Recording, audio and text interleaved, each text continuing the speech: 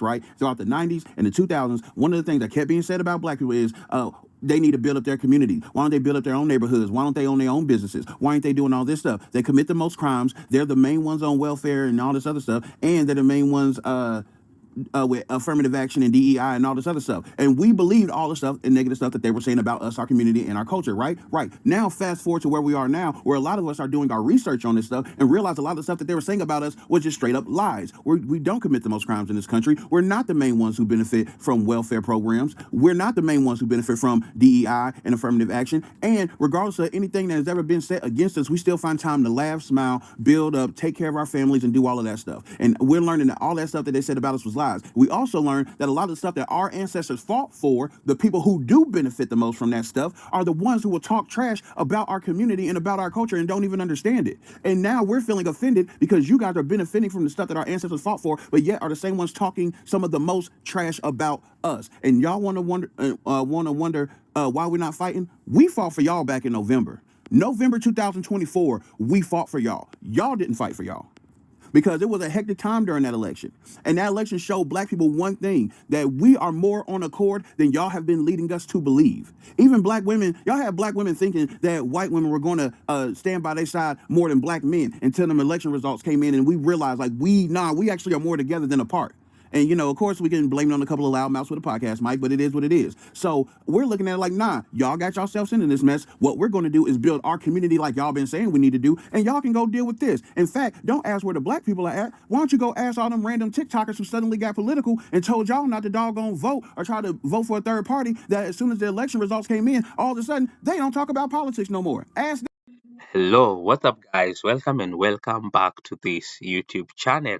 If it is your first time to come across the channel, please consider to subscribe. Or if you have watched the channel and have not yet subscribed, please subscribe today. So, guys, there is a lot of videos that are coming out that are targeted to the Black American community, and this is just videos to call them into what they are saying it is solidarity. They're also framing it as justice, but many Black Americans are starting to see it for what it really is, and this is just pressure wrapped in moral language. Because across the social media protest spaces, a familiar pattern keeps repeating, starting with progressive activities, often loud, often well funded, often far removed from the consequences they are pushing. A narrative that Black Americans must show up for ICE protest or risk being labeled traitors to justice, and not allies, not neutral, not traitors. And that is where the tension explodes, because Black Americans knows the history, and history says when white America suddenly needs Black bodies in the streets,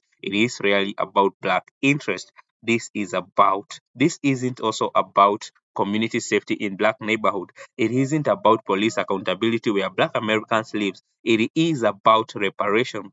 It is not about reparations, wealth gaps, or mass incarceration. Instead, it's about optics, cameras, crowds, and headlines. So, guys, uh, the message that the Black Americans are putting out here, it is clear. It is that the time we were supposed to come together, this was in November when the elections were happening. That is the time that we needed to have the solidarity, the unity, because we cared about the interest of you. But now you did not. You ignored that, and now at this time, this does not involve us. That is the message that is coming from the Black communities. Let's get deeper into these videos, then I'll come back with the deeper analysis and commentary on this topic. Let me explain something to you guys. Let me explain something to you. When they get done with the brown people, they'll be coming after you. And if you don't think that's true, you got another motherfucking thing coming. This is bigger than you, okay? Because let me explain another thing to you. You sit back and watch millions of brown people be kidnapped and removed from this country. When they do come after you, there's going to be nobody left to stand up for you. And when they're coming after you, how are you going to feel when people are sitting on the sideline like, oh, we just going to mind our business? Fuck all this other dumb shit. Man, no. It's not the time for that. Power to the people. It's time to come together.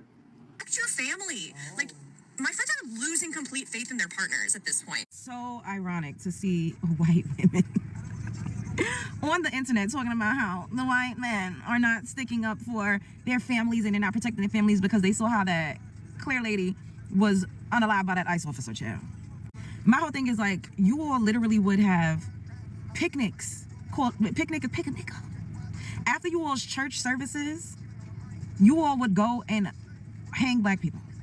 And this was happening in the 30s, 40s, 50s, and even in the 60s. And there was a few black men that was hung, unfortunately, in 2025. So we're not going to sit up here and act like white women don't have a hand in all of the atrocities that have been caused and perpetuated by white men. Y'all after they come with the white hoods, they come home, y'all make them dinner, y'all freak them down, y'all bear their children, y'all raise them, they come from your womb. So why are you so surprised? Now it only matters because you feel like you're being directly affected. This has been happening, but y'all never gave a damn because you felt like it had nothing to do with you. The irony of it all. So I gotta keep saying, like, these clear women, they get to try to hide under the guise of the patriarchy. They get to hide under the guise of the patriarchy and make it seem like, oh, but we're women. Oh, but it's just the white T-man. Oh, but it's not us. And it's like, no, y'all are still, not all, but some of y'all are still very much so racist. So, like I was saying, a lot of white women are blatantly racist. The first serial unaliver was a white woman. Like, y'all ever seen American Horror Story? It was one of the seasons with the Coven. I can't remember, but it was a white woman that was literally torturing and unaliving black people, specifically women and children, in the basement of her house. I think her name was Marie Laveau. I'm not exactly sure, but I feel like this was happening in New Orleans. These women literally have raised school powers. Like, your first godlike entity that you know when you come into this physical plane is your mom. So I don't understand how, I don't know what type of magic, what type of glamour magic, to whereas they keep getting absolved and they keep getting grace and no one is ever like pointing the finger at them or looking at them for their role and what they've played and how things are. But no, bitch, y'all is just as guilty, if not more, because women have a lot of power. Oftentimes, women are the puppeteers. And I hate to blame women for the actions of men, so I'm not going to sit up here and do that. However, they raise white men. They're the enablers, they coddle them, they give birth to them. So, and they also, I got to keep bringing this up at every chance I get, when you see the pictures of Ruby Bridges and other children, teenagers integrating into white schools in the 50s and 60s, there were predominantly white women out there screaming obscenities at little kids. So for them now, fast forward, like calling them the N-word, doing all types of, we could really go into it, all right? But fast forward now to 2026, everybody's like making it seem like, oh, look at what's going on. This is like Nazi Germany. Like, bitch, no, this is like the United States of America a few decades ago. What the fuck are we talking about? Your meemaws and your peepaws was out in the streets running black people up out of the neighborhoods. The police been fucking brutally attacking us and profiling us. And now we're not the main target and everybody's crying saying, woe is me. And I'm just looking around like, I don't know. But the white women in the comments was popping and saying that they was getting divorces and all types of shit was going on. So we're going to see how this play out. Spread love is the regular way. For all the black Americans saying ICE isn't our problem, you do realize that they're kidnapping black Americans too, right? And they're just saying, oh, we thought they were African. We thought they were illegal immigrants. And then they will detain you for days, sometimes weeks. So that my grandmother was the first person in her family to buy a house in New York, and she moved into a white neighborhood. And you know what they did? They threw things at her house. They burned her garbage. They tried to push her out, all because she was black and they didn't want her around. And every time the cops came, what did the cops do? Agitate my grandmother and grandfather, not the other way around. So no, sir. You do not need to tell black people that we need to be going out in the street and fighting ICE, because black people have never not fought to survive and live in this country, which is our right. Conditions in this country have been perpetuated and propagated by white people. White people are the only people that can fix it. This is your time to shine. This is your time to stand up. Black people have been fighting since slavery. The fact that you see us occupying spaces, owning homes, being doctors, being lawyers, graduating school is all because of a fight that has never ended. The fight has never ended for black people. So the fact that you think you as a white man can come on Beyonce's internet and tell black people what they need to be fighting for, it's so lost on you how you don't understand American history and how you don't understand intrinsically American culture. Because in order for us to exist in the capacity we exist in 2026, that is from a centuries-long fight. You guys go out and do the work. You go out and fight your representatives. You go out and make noise at Capitol Hill. You go out and demand change. But don't ever come online and tell black people what they need to be. ICE only got this far because you guys don't care about people who are not like you. That's the reason. Let's talk about it. The precursor to everything going on with ICE was Palestine. It was Palestine. No coincidence that Palestine and Israel share the same land. They're isolating a very specific group of people based off of how they look and their ethnic background, and then saying, you don't belong here, so we're going to do whatever we want. In America, they're targeting Latinos based off of race and a lot of you guys didn't care because, once again, they don't share the same ethnic or racial background to you. And the thing that just made it so sad is y'all, because she said it was a litmus test, that Palestine was a litmus test. How is it not? This is why she said that. Anybody with a brain would have understood what she was saying, but y'all don't usually have one. You think with your heart and not with your mind. Let's use our heads, please. You've probably all heard of the orgasm gap by now because it's pretty well documented and talked about on this app.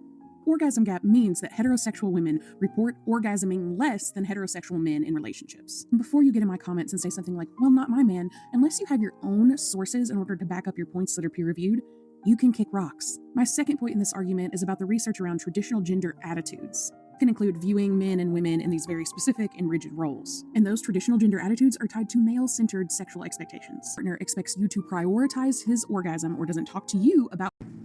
Hold the line. This is not our fight, okay? Tell your children not to go out there. You don't go out there. Tell your aunts and your uncles, do not go out there. Your friends, do not go out there.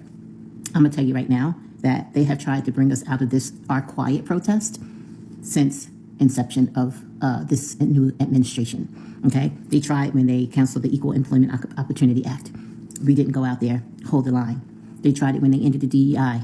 We didn't go out there, hold the line. They tried it when they allowed the departments not to celebrate. They had the choice to celebrate or not to celebrate Black History Month, hold the line. They tried it with when they threatened schools to hold funding if they taught Black history. We're not going out there. Our protest is not outside, okay?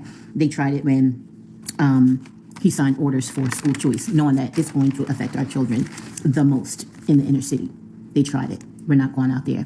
They tried it when they released January 6th insurrectionists, knowing that there are African-American men in jail right now for lesser crimes who's still sitting there. We're not going out there. They tried it when they fired the Black Joint Chiefs of Staff, knowing that he was fully able and capable of running that position. We're not going out there. Now they're trying it, and they're dangling this carrot. They're trying it by saying they're going to release or trying to release Derek Chauvin, the guy, the cop, okay, who unalived George Floyd. They're dangling that at this point. We're not going out there. It's not our fight. This is not our protest. Our protest is quiet. Our protest is hitting companies in the pocket. That's our protest. As a content creator, I want to join other content creators and letting you guys know, the community, do not go out there. And I need for you to pass it along. I need for you to repost it if you can, by letting everyone know we're not going out there, okay? The people that are physically out there protesting are the ones who're supposed to be out there protesting. They're supposed to be protesting. It's their turn, right? So we're gonna leave it at that. I want to make sure that everyone that can get this message and other content creators, they're going to survive the next 4 years, okay? That's what we need to do. What do we? So guys, the pressure they want to put on the Black Americans, it is the pressure that could have just been avoided in November, and the Black Americans, they are certain that they have always had the interest of the entire, country when they have chosen their path on which they wanted to vote for. But the white American, they ignored that unity. They ignored the Black Americans' the call for unity because they had foreseen this. But now it is the time that everyone is coming out to pressurize the Black Americans that you need to do this. Imagine if you were in this trouble, and the Black Americans are telling them, we have always been in trouble. They have always been the target, and that they have always stood for themselves. But now the brown community, they want the Black Americans to come and take it as if this struggle belongs to them. Whereas, if they don't do that, they are turning it into guilt. They are turning it into accusation, and suddenly it's how can you know oppression and not stand with us? But Black American guys know this pattern. They have seen it before. Historically, whenever white American needs legitimacy for a movement, this is when they reach for the Black Americans, and they want them in the streets. They want the Black voices at the microphones because they know that Black pain has credibility in this country. Black struggles carries the weight, and attaching it to the cause makes that cause harder to dismiss. But there is the question the Black Americans are asking, who benefits when we show up? Because as protests dominate the headlines, Black communities are still dealing with over-policing, under-protection, housing displacement, failing schools, and economic exclusions, while others demand solidarity. Black Americans are still waiting for consistent support on issues that affect many every single day. So guys, don't forget to give the like to the video and subscribe to the channel.